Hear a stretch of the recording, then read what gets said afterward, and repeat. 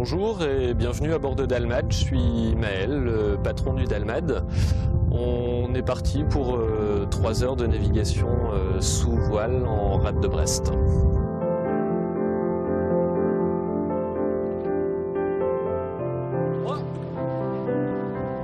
Ce qu'on appelle une voile aurique, c'est une voile trapézoïdale. Et du coup, pour hisser la voile, en fait, on hisse le bout de bois qui est au-dessus de la voile. On appelle un pic ou une corne. Ici, on dit plutôt un pic.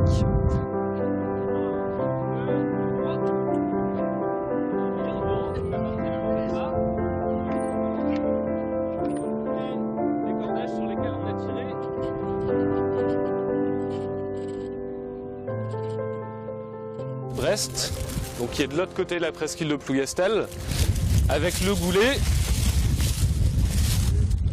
Donc le goulet qui est ici, qui est vraiment tout au nord-ouest de la rade, c'est la seule communication entre le large et la rade de Brest.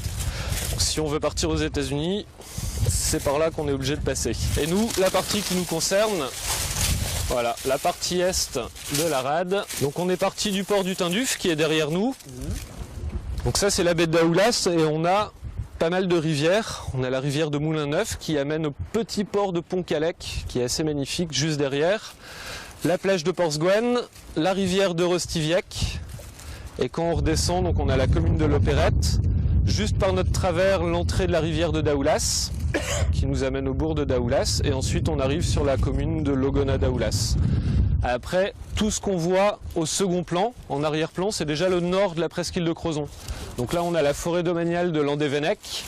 Et après, si on continue vers l'ouest, on a Lanvéoc, avec l'école navale de Lanvéoc-Poulmic, qui est juste derrière Locmona, là. Ce qu'on voit au fond, là, c'est au-dessus de la cime des arbres, c'est le sommet du Ménésome. C'est le deuxième plus haut sommet de Bretagne, un peu plus de 300 mètres, 350 mètres. Bah, tout de suite, dès qu'on part en mer, il y a 2 choses qui changent, c'est le point de vue. Même quand on connaît très bien un endroit, la presqu'île de Plougastel, par exemple, vue de la terre, dès qu'on la voit de la mer, ça change tous ses repères. Et la notion du temps aussi. On oublie vite la notion du temps. On a l'impression de partir très longtemps, de ne plus savoir quelle heure il est, alors qu'on est parti pour à peine 3 heures.